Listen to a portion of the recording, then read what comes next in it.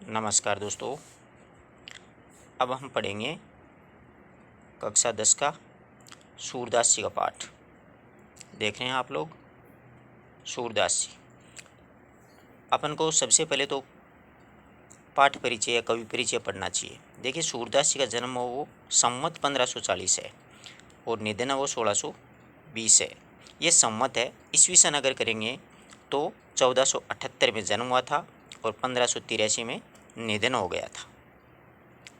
अब देखिए, देख रहे हैं सभी, आराम से दिख रहा है।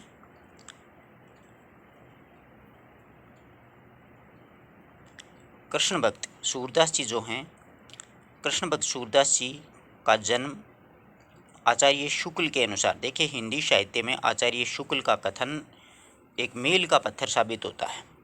तो आचार्य शुक्ल ने माना है इनका जन्म हो 1540 विक्रमी संवत के सैनिक कटे यानी उनके पास हुआ, और तिरोभाव यानी निधन वो संवत 1620 के आसपास हुआ। इनका जन्म स्थान आगरा और मथुरा के बीच में रुणकता ग्राम माना जाता है। आधुनिक शोधों के अनुसार रेणुका भी माना जाता है। कुछ विद्वान दिल्ली के निकट है इनका सीही नामक ग्राम स्थली भी मानते हैं। सीही डॉक्टर नगेंद्र मानते हैं, जबकि आचार्य शुक्ल जो हैं वो रुणकता या रेणुका मानते हैं, और सीही अधिक मान्य माना गया है। इनके पिता यानी सूरदास जी के पिता का नाम रामदास बताया जाता है।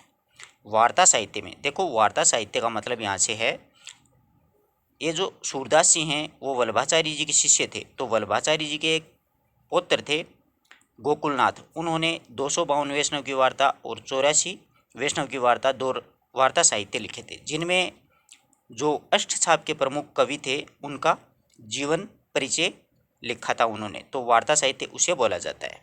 वार्ता साहित्य और भक्तमाला है वो नाभादास की रचना है। इसमें 200 कवियों का जीवन वृत्तांत है। इसके आधार पर ये सारस्वत ब्राह्मण कहे गए, यानी इनको सारस्वत ब्राह्मण बताया गया। साहित्य लहरी इनकी एक रचना है, उसके एक पद में, जिससे यह पृथ्वीराज के अमात्य यानी पृथ्वीराज चौहान तृतीय था, उनके एक सखा थे जिनका नाम था चंद्रबरदाई।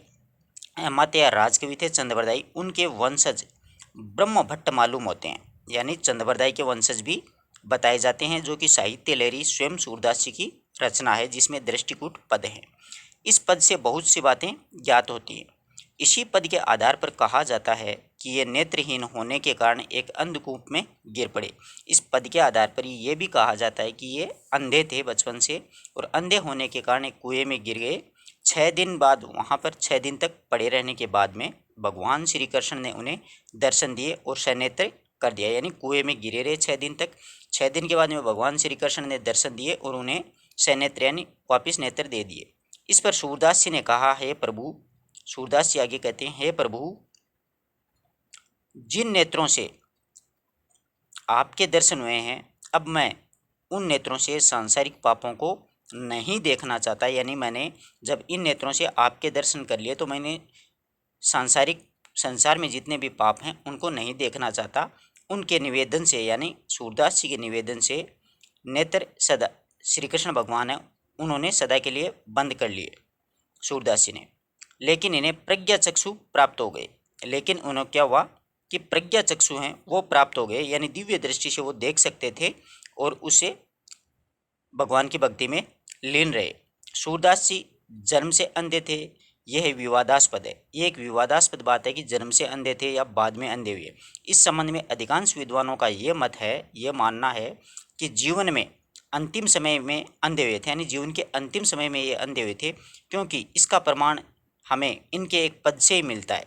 इनके कौन से पद से मिलता है? देखो, यह पद है, या माया झूठी की लालच दूहु द्रग अंध भयो, कि या माया, यह माया झूठी की लालच है, इसके लालच में आकर के, मोह माया सांसारिक माया है, इसके लालच में आकर के दूहु द्रग अंध भय, ये दोनों आँखें होती हैं वो बंद हो जाती हैं, यानी अंधा हो जाता है आदमी। इसकी चकाचौंध में, सांसारिक पापों की चकाचौंध में अंधा हो जाता है। आगे देखिए, वल्लभाचार्य जी ने अपने सिद्धांतों में सूरदास जी को दीक्षित किया, 1508 में दीक्षित किया था, और उसी समय से उनकी दास्य भाव की, पहले देखिए सूरदास जी हैं वो तुलसीदास जी की तरह दास्य भाव की भक्ति करते थे, लेकिन वल्लभाचार्य जी के कृपा से यानी उनके दीक्षित होने के बाद में दास्य भाव की भक्ति छोड़ दी इन्होंने और सख्य भाव की यानी श्री कृष्ण को है वो अपना मित्र या सखा मान करके अपनी भक्ति को परिवर्तित कर दिया। अपने गुरु वल्लभाचार्य जी की आज्ञा के अनुसार उन्होंने ईश्वर की कथा को भाषा में वर्णन करने का कार्य प्रारंभ कर दिया, यानी एक सख्य भाव की भाषा में वर्णन करना प्रारंभ कर दिया। सूरदास जी की उपलब्ध 3 रचनाएं प्राप्त होती हैं। सूरसागर महत्वपूर्ण रचना है, साहित्य लेरी और सूर्य सारावली। सूरसागर इनका प्रामाणिक ग्रंथ है, अति उत्तम ग्रंथ है और श्रेष्ठ काव्य ग्रंथ माना जाता है, यानी सूरसागरी महत्वपूर्ण रचना मानी जाती है सूरदास जी की। इनकी कीर्ति को अक्षय रखने के लिए यानी इनकी कीर्ति यश भाव को बढ़ाने के लिए अक्षय रखने के लिए सूरसागरे पर्याप्त है। सूरदास जी ने आगे देखिए, सूरदास जी ने ब्रज भाषा का प्रयोग किया है, परिनिष्ठ ब्रज भाषा का प्रयोग किया है। इससे पूर्ववर्ती यानी पहले के जो कवि, किसी भी कवि ने भी काव्य में छठा न तो इतनी साहित्यिक थी और न ही इतनी सौंदर्यपूर्ण थी, यानी सूरदास जी से पहले अगर किसी कवि ने ब्रज भाषा का प्रयोग किया है तो वह भाषा न तो इतनी साहित्यिक थी और न ही इतनी सौंदर्यपूर्ण थी। सूरदास जी ने ही ब्रज भाषा को उच्च कोटि पे पहुंचाया है श्री कृष्ण की भक्ति के माध्यम से। अब अपन देखते हैं पाठ का परिचय, यानी इस पाठ में अपने को क्या पढ़ने को मिलेगा। ये जो परिचय है कवि परिचय मित्रों, ये तो आपको याद करना ही है। 10वीं की क्लास में जो एक प्रश्न आता है कक्षा में एग्जाम्स में, वो पाठ परिचय लेखक परिचय के रूप में पूछा जाता है। तो पूरा परिचय आपको अच्छी तरीके से ये पूरी बातें याद करनी है। उनका कब जन्म हुआ, क्या हुआ, कौन कौन सी रचनाएं थी, किस किस से ये दीक्षित हुए थे, किस भक्ति के सर्वोपरि कवि थे। तो ये कृष्ण भक्ति शाखा के सर्व प्रमुख कवि माने जाते हैं। आशा करता हूँ यहाँ तक की बात आपको अच्छे से समझ में आई होगी। आगे पाठ परिचय देखिए। प्रस्तावित पहले पद में पहला जो पद अपन पढ़ेंगे उसमें कृष्ण और राधिका के प्रथम मिलन का वर्णन है। कृष्ण को राधा कब मिली थी, पहले जो मिलन हुआ था, प्रथम मिलन का वर्णन पढ़ेंगे। अपरिचय की दीवार श्री कृष्ण की पहल से समाप्त होती है, यानी श्री कृष्ण होते हैं वो उनको मीठी मीठी बातें करके जो अपरिचय का भाव था दोनों का वो समाप्त कर देते हैं श्री कृष्ण, और राधिका को अपने साथ में ले जाते हैं खेलने के लिए। राधिका बहुत चतुराई से श्री कृष्ण की खूबियों एवं खामियों को व्याज्य स्तुति के माध्यम से यानी उदाहरण के माध्यम से उन्हें कह जाती है। अंततः श्री कृष्ण राधिका के संग खेलने के लिए आमंत्रित करते हैं। अंत में श्री कृष्ण होते हैं वो राधिका को बहला फुसला करके मीठी मीठी बातें करके खेलने के लिए राजी कर लेते हैं। शेष 3 पदों में उद्वय और गोपिकाओं के संवाद हैं, जिसमें भ्रमर गीत के रूप में जाना जाता है। उद्वय गोपी संवाद को सूरसागर में भ्रमर गीत के रूप में जाना जाता है। भ्रमर गीत हिंदी साहित्य की अनुपम निधि है। उद्वय निर्गुण ब्रह्म के प्रवक्ता हैं। उद्वय होते हैं वो निर्गुण ब्रह्म के रूप में बताना चाहते हैं गोपिकाओं को, के रूप में गोकुल आते हैं कि एक निर्गुण भी ब्रह्म है, उसके रूप में ये प्रतिष्ठित करने के लिए गोपिकाओं के पास में गोकुल आते हैं। किंतु कृष्ण के सम्मोहन में डूबी हुई गोपियाँ के विचार सुन करके उद्वय जो हैं वो निरुत्तर हो जाते हैं। लेकिन वहाँ पर गोपियों के उत्तर सुन करके गोपियाँ श्री कृष्ण के प्रेम भक्ति में इतनी डूबी हुई थी, वो सुन करके उद्वय होते हैं वो भी निरुत्तर हो जाते हैं। बाद में वो भी श्री कृष्ण की भक्ति करने लग जाते हैं। गोपियों के उपालंब उलाहना देना, विदग्धता और करुणा से भरे गोपियों के जो व्यंग्य सुनते हैं उद्वय, व्यंग्य के बाणों से उद्वय का हृदय होता है वो छलनी हो जाता है और स्वयं श्री कृष्ण की भक्ति में श्री कृष्ण में ही हो जाते हैं। उद्वय जो कि निर्गुण भक्ति का उपदेश देने के लिए आए थे गोकुल, परंतु गोपियों के जो वचन सुन करके वो स्वयं वो भी कृष्णमय हो जाते हैं। आस्था के समक्ष उद्वय के सिद्धांत फीके पड़ जाते हैं, यानी उद्वय को जो आस्था थी, जो विश्वास था कि निर्गुण भक्ति कि मैं प्रतिष्ठित कर दूंगा यहाँ पर गोपियों के, तो उनके समक्ष उद्वय होते हैं, उनके सिद्धांत वो फीके पड़ जाते हैं गोपियों के सामने। और प्रस्तावित समस्त पद गेय हैं, ये सारे पद गाने योग्य हैं। ये सूरसागर है वो गेय रचना मानी जाती है, यानी जिसको गाया जाता है। आशा करता हूँ मित्रों यहाँ तक की बात अच्छे से समझ में आई है। आगे अब अपन पद पढ़ते हैं। देखो बहुत ही प्यारे पद हैं, बहुत ही आनंद आएगा। एक एक पद की बहुत अच्छे से ढंग से अपन क्या करेंगे, विस्तार से व्याख्या करेंगे। बूझत श्याम कौन तू गोरी, यहाँ पर देखिए पहले ही पद में है। एक दिन क्या हुआ, पहले मैं आपको बता देता हूँ। एक दिन अचानक ब्रज की गली में श्री कृष्ण की राधा से भेंट हो जाती है। अचानक भेंट होती है ब्रज की गलियों में श्री कृष्ण की राधा से। तो अब वो दोनों बातें करते हैं, वह उससे उसका परिचय पूछते हैं श्री कृष्ण। तब यह बात होती है कि बूझत श्याम कौन तू गोरी, कि बूझ रहे हैं, पूछ रहे हैं श्याम श्री कृष्ण, कौन तू गोरी है, गोरी तू कौन है। श्री कृष्ण श्याम है वो राधिका से पूछ रहे हैं कि हे गोरी तुम कौन है, कहाँ रहती, काकी है बेटी। आगे पूछ रहे हैं तुम कहाँ रहती हो, कहाँ रहती, काकी है बेटी, तू किसकी पुत्री है, देखे नहीं कब कब हूँ ब्रज की खोरी, तू कहाँ पर रहती है, किसकी बेटी है, देखी नहीं, तुम्हें कभी देखा नहीं, इससे पहले तुम्हें कभी भी ब्रज की गलियों में है देखा नहीं, खोरी यानी गलियों में कभी आपको मैंने इससे पहले कहाँ नहीं, कभी भी नहीं देखा, तुम कहाँ रहती हो, किसकी बेटी हो, ये बताओ। आगे देखिए, आगे है काहे को हम ब्रज तन आवती। आगे जो राधिका है वो उत्तर देती हैं कि काहे को हम ब्रज तन आवती, खेलते रहती अपनी ही पोरी, कि भला हमें ब्रज में आने की क्या आवश्यकता है, काहे को हम ब्रज तन आवती, क्यों हमें क्या आवश्यकता है कि हम ब्रज प्रदेश में आए, मुझे इसकी कोई आवश्यकता नहीं है। मैं तो अपने द्वार पर यानी खेलते रहती अपनी पोरी, मैं तो मेरे घर पे ही यानी अपने ही द्वार पे खेलती रहती हूँ, क्यों यहाँ पर आऊँ, मुझे क्या आवश्यकता है यहाँ आने की। सुनत रहती श्रवणी नंद ठोड़ा, ये जरूर है। आगे देखिए क्या कहती है, गुस्से में बात करती है, कहती है राधिका कि हाँ कानों से मैंने अवश्य सुना है, मैंने कानों से अवश्य सुनती रहती हूँ कि कोई नंद का एक लड़का है। सुनत रहती श्रावणी नंद अठोड़ा, हाँ कानों से मैं अवश्य सुनती रहती हूँ कि नंद बाबा का एक लड़का है। करत फिरत है माखन दधी चोरी, करता फिरता रहता है माखन और दही की वह वो चोरी करता रहता है, ऐसी मैं अक्सर सुनती रहती हूँ, मुझे सुनने को ऐसी बातें ज़रूर मिलती हैं कि नंद बाबा के एक ऐसा लड़का है जो कि दही और मक्खन की चोरी करता हुआ फिरता रहता है। तुम्हारा कहाँ चोरी हम ले है तुम्हारो। आगे श्री कृष्ण आते हैं, उनको गुस्सा आ जाता है तो वो कहते हैं आगे श्री कृष्ण कह रहे हैं कि तुम्हारो कहा चोरी हम ले है, कि तुम्हारा हमने क्या चोरी कर लिया है, चलो कि मैं चोर हूँ, हम चोर ही सही हैं, पर तुम्हारा मैंने क्या चुरा लिया है। श्री कृष्ण कह रहे हैं तुम्हारो कहाँ चोरी हम ले हैं, मैंने तुम्हारा क्या चुरा लिया है बताओ, तुम ऐसे ही कैसे मुझ पे इल्ज़ाम लगा रही हो। खेलन चलो संग मिली है जोरी, तो आगे श्री कृष्ण कह रहे हैं कि आओ साथ खेलने चलते हैं। सूरदास जी इस पद में कहना चाहते हैं कि श्री कृष्ण होते हैं वो राधिका से कहते हैं कि चलो अब साथ में मिलकर के दोनों खेलने चलते हैं, मैंने तुम्हारा कुछ नहीं चुराया। गुस्से में श्री कृष्ण कहते हैं। सूरदास जी आगे कहते हैं प्रभु रसिक शिरोमणि, बातें बुरई राधिका भोली। आगे सूरदास जी कह रहे हैं कि प्रभु श्री कृष्ण हैं वो बड़े रसिक मिजाज के थे, रसिक स्वभाव के, रसिक मिजाज के थे। उन्होंने अपनी मीठी मीठी बातों के माध्यम से मीठी मीठी बातें करना शुरू कर दिया था राधिका के साथ में, और भोली वाली राधिका है उनको अपनी बातों में बहका करके अपने साथ में खेलने के लिए साथ में ले गए थे।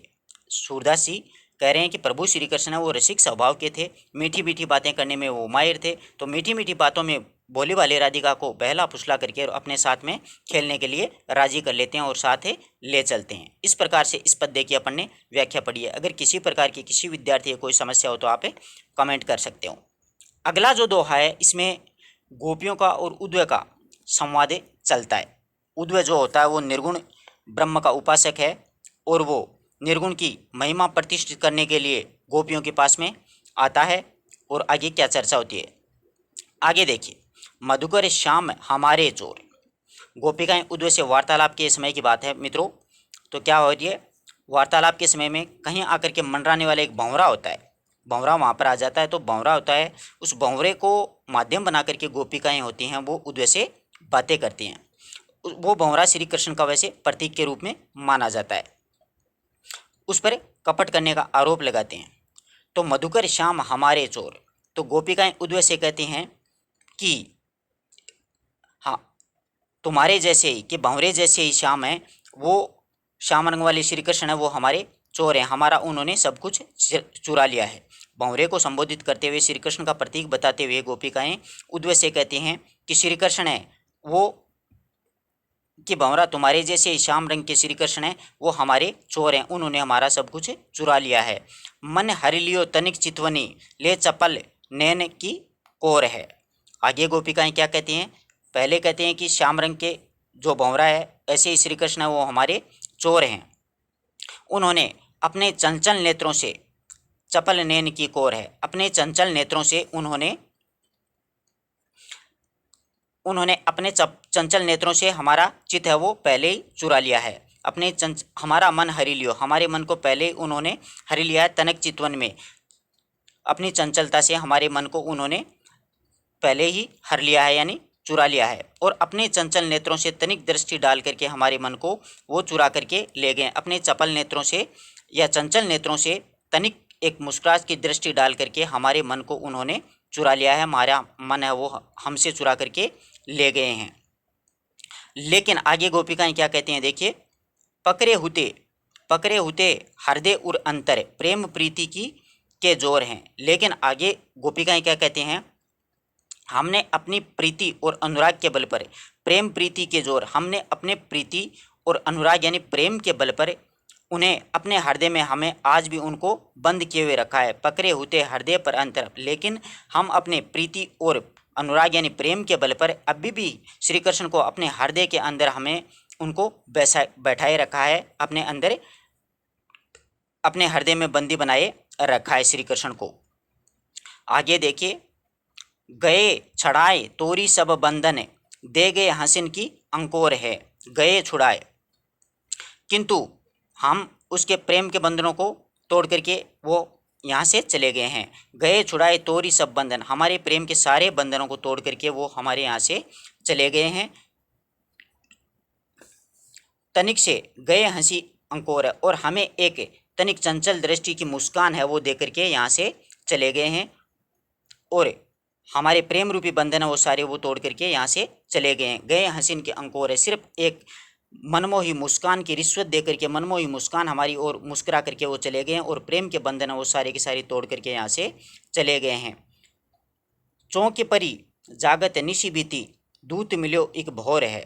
आगे गोपिकाएं क्या कहती हैं कि जब हमें इस बात का पता चलता है कि कपट से या छल से हमारे प्रेम को तोड़ करके वो चोरी कपट से चले गए हैं, जब इस बात का हमें जब पता चलता है तो हम चौंक पड़ी जगत निशी बीती, तो चौंक पड़ते हैं इस बात का। जब हमें पता चलता है कि छल कपट से यहाँ से हमें छोड़ करके चले गए हैं तो हम चौंक पड़ते हैं रात में, और पूरी रात सारी रात जागती ही रहती हैं। दूत मिलो एक भौर है, उनका एक जो संदेशवाहक भौरा है वो उदय को संबोधित करते हुए कहते हैं कि उनका एक संदेशवाहक भौरा उदय मिला है, जो अपने योग के संदेश देने के लिए हमें भेजा गया है। वो उनका योग का संदेश हमें बहुत ही दुख दे रहा है, उनका योग का संदेश बहुत ही दुखदायी है। उन्होंने हमारा सब कुछ लूट लिया है और अब वियोग की ज्वाला में जल रही हैं हम, यानी योग का संदेश है हमें वियोग की ज्वाला में जलते रहने के लिए छोड़ दिया गया है। सूरदास जी आगे कहते हैं, प्रभु सबरस लूट्यो नागर नवल किशोर है। आगे गोपिकाएं श्री कृष्ण को उलाना देती हुई कहती हैं कि उन्होंने हमारा सब कुछ लूट लिया गया है, सबरस लूटियो सब कुछ लूट लिया गया है। नागल नवल किशोर हैं, वो श्री कृष्ण हैं, वो नागल नवल किशोर के समान हैं, उन्होंने हमें विरह की ज्वाला में जलते हुए छोड़ दिया गया है। इस प्रकार से ये गोपिकाएं हैं वो उद्वय को व्यंग्य बाणों के माध्यम से समझा रही हैं। गोपिकाओं और उद्वय का संवाद चल रहा है।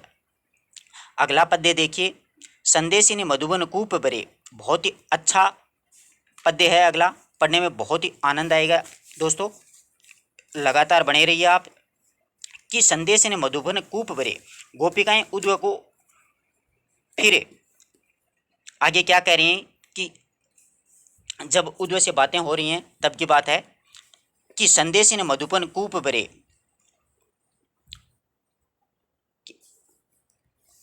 कि हमने इतने संदेश भिजवा दिए हैं, यानी गोपिकाएं कहती हैं उद्वय को कि हमने श्री कृष्ण के पास में इतने संदेश भिजवाए हैं कि जिससे कि उसके मथुरा के सारे कुएं हैं वो भी भर गए हैं, यानी संदेशिनी मधुपुन कूप भरे। आगे गोपिकाएं श्री कृष्ण को उपेक्षापूर्ण व्यवहार को ध्यान में रखते हुए ये बात कह रही हैं उन्होंने कि श्री कृष्ण के पास इतने संदेश भिजवा दिए गए हैं कि इन संदेशों से मथुरा के मधुबन यानी मथुरा के कूप यानी कुएं भर गए हैं। अपने तो पठवत नाही हमरे फिरने फिरे, अपने तो पठवत नहीं, यानी श्री कृष्ण हैं उनके पास में हमने तो इतने संदेश भिजवा दिए गए हैं कि मथुरा के कुएं भर गए हैं। अपने तो पठवत नहीं, परंतु श्री कृष्ण हैं उन्होंने अपना एक भी संदेश वाहक नहीं भेजा है। मोहन श्री कृष्ण ने अपना एक भी संदेश वाहक या कोई भी संदेश नहीं भेजा है। हमने फिरी न फिरे, और हम हैं वो बार बार उन्हें लगातार संदेश पे संदेश हैं वो भेजती रहती हैं। आगे देखिए, जीते पथिक पठे मधुबन को, जितने भी पथिक जितने भी मतलब राहगीर हैं जितने भी संदेशवाहक हैं हमने मथुरा के लिए संदेश देकर के भेजा है, उनमें से एक भी संदेश वापस नहीं लौटा है। बहुरी ने शोध करे और किसी ने भी हमारी याद नहीं है, ये किसी को भी, श्री कृष्ण को भी, ना ही किसी संदेश वाक को कोई भी वापस नहीं आया है हमारा संदेशा लेकर के कि श्री कृष्ण ने हमारे लिए क्या कहा है। कि वे श्याम सिखावन प्रबोधे, या तो ऐसा लगता है कि श्री कृष्ण ने उन्हें सिखा बुझा करके या बहला फुसला करके अपने साथ मिला लिया गया है। कि कहूँ बीच में मरे, या तो ऐसा लगता है कि हमने इतने संदेशवाक भेजे हैं उनमें से एक भी नहीं आया, या तो श्री कृष्ण ने उसे समझा बुझा करके फुसला करके या सिखा करके अपने पास में रख लिया है, या फिर ऐसा लगता है कि के कहूँ बीच में मरे, या फिर वो बीच राह में ही मर गए हैं, उन्हें रास्ते का ही पता नहीं चला है, वो बीच राह में ही समाप्त हो गए हैं। या फिर ऐसा लगता है, आगे गोपिकाएँ कहती हैं कि या फिर ऐसा लगता है कि मथुरा में इतनी बरसात हो गई है कि जिस वर्षा से कागद गरे मेघ मसी छूटी, कि या तो इतनी बरसात हो गई है मथुरा में कि मथुरा के सारे कागज़ हैं वो भी वर्षा में भीग करके गल गए हैं, नष्ट हो गए हैं, या फिर सारी शाही है मसी घूटी, या फिर वहाँ की सारी शाही है वो भी समाप्त हो गई है। और ऐसा लगता है, हो सकता है सरदव लागी जरे, या फिर ऐसा हो सकता है मथुरा में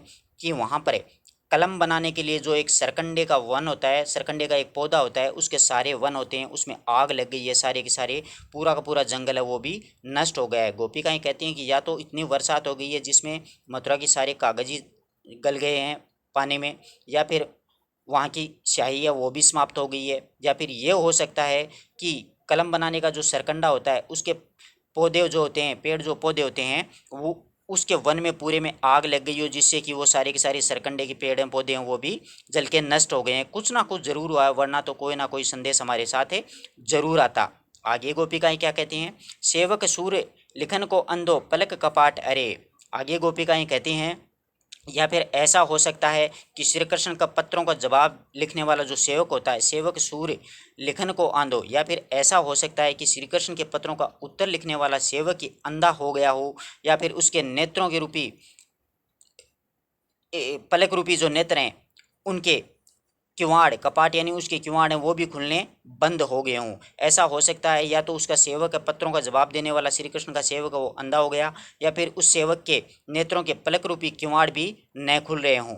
ऐसा हो सकता है, इनमें से कोई ना कोई कारण अवश्य हुआ हो सकता है, तभी तो हमारे संदेशों का कोई उत्तर अब तक नहीं आ रहा है। ऐसा विचार गोपिकाएँ हैं वो कर रही हैं कि श्री कृष्ण के साथ कुछ ना कुछ जरूर हुआ है, इसीलिए हमारे जो संदेश हैं उसका जवाब श्री कृष्ण नहीं दे पा रहे हैं।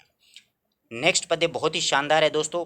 इन दो पद्य में किसी भी पद्य में आपके कोई व्याख्या से संबंधित समस्या हो तो आप कमेंट बॉक्स में ज़रूर लिखिएगा।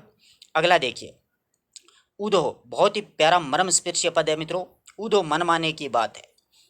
उद्धव के द्वारा श्री कृष्ण को बुलाकर योग साधना करने का उपदेश दिए गए हैं, तो गोपियाँ उपदेश के उत्तर के रूप में कहते हैं उद्धव से कि हे उद्धव, ये मन माने की बात है, श्री कृष्ण जैसे भी हों हमें तो वही अच्छे लगते हैं। उद्धव मन मानने की बात है, वो उद्धव से कहते हैं कि हे उद्धव, श्री कृष्ण जैसे भी हो हमें तो वही प्रिय हैं, हमें तो वही अच्छे लगते हैं। ये तो हमारे मन के मानने की बात है कि हम अपना मन किसी एक वस्तु को एक बार पसंद कर लेता है, जिसको पाना चाहता है, जिसे प्रेम कर लेता है, वो उसे ही प्राप्त करना चाहता है। कि हे उद्धव, श्री कृष्ण जैसे भी हों, हमारे संदेशों का जवाब दें या ना दें वो उनकी मर्जी है, ये तो हमारे मन के मानने की बात है, लेकिन हमें तो श्री कृष्ण वो ही प्यारे लगते हैं। जिससे ही हमारा मन लग जाए वही हमें प्यारा लगता है, यानी कोई वस्तु हो, कोई व्यक्ति हो, जिस पे हमारा मन लग जाए वही हमें अच्छा लगने लग जाता है। ये तो हमारे मन के मानने की बात है कि हम कैसा सोचते हैं। आगे देखो, बहुत ही प्यारा पद्य है दोस्तों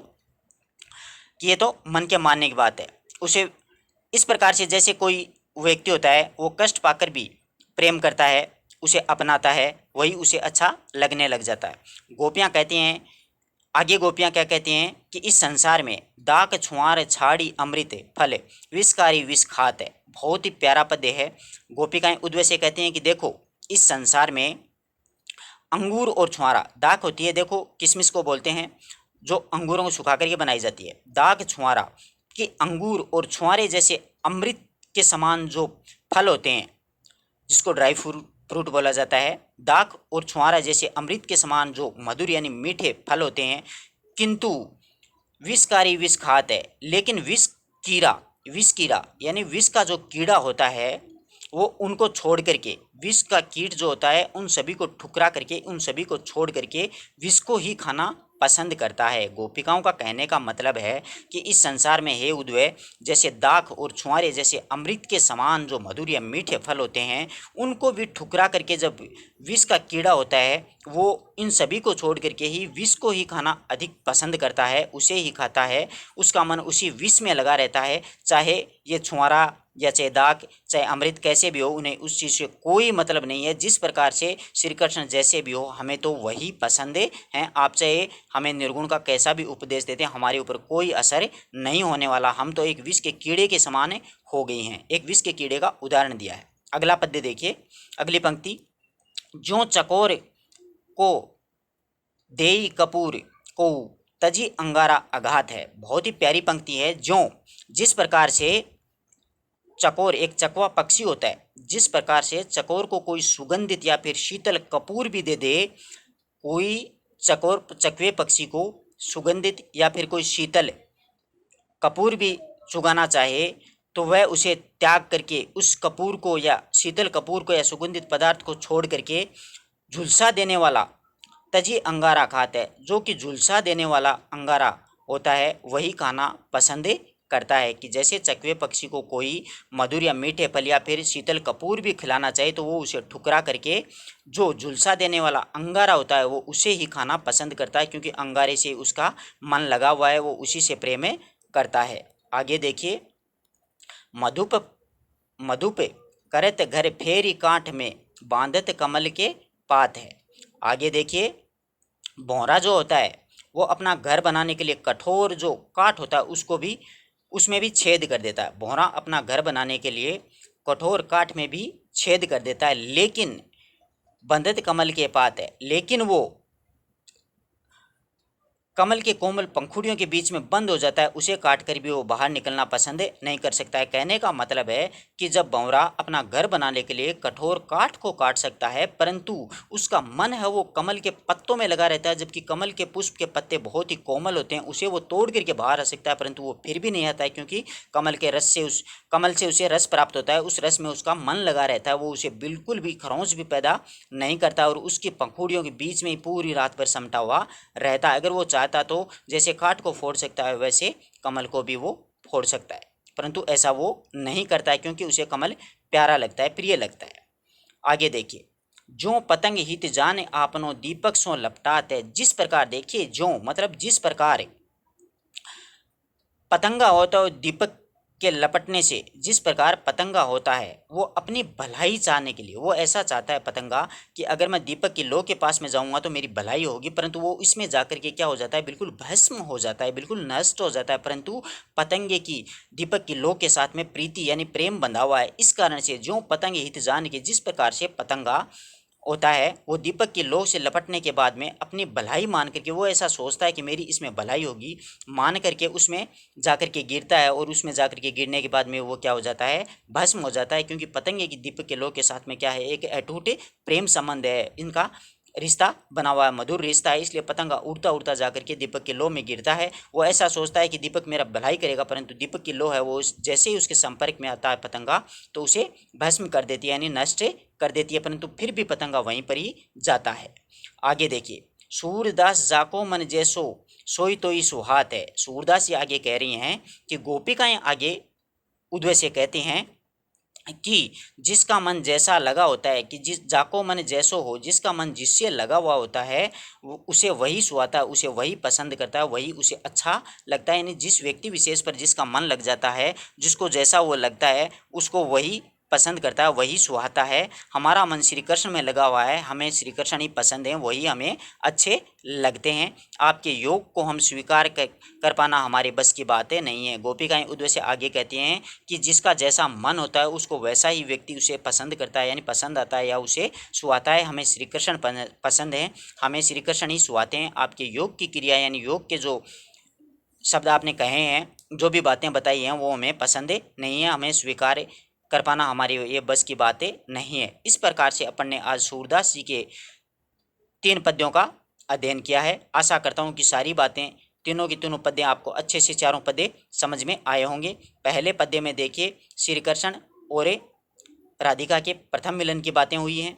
दूसरा जो पद्य है उसमें एक भंवरे को संबोधित करते हुए, निशाना बनाते हुए गोपिका ने उद्वय को श्री कृष्ण के प्रति उलाहने भरी बातें कही हैं।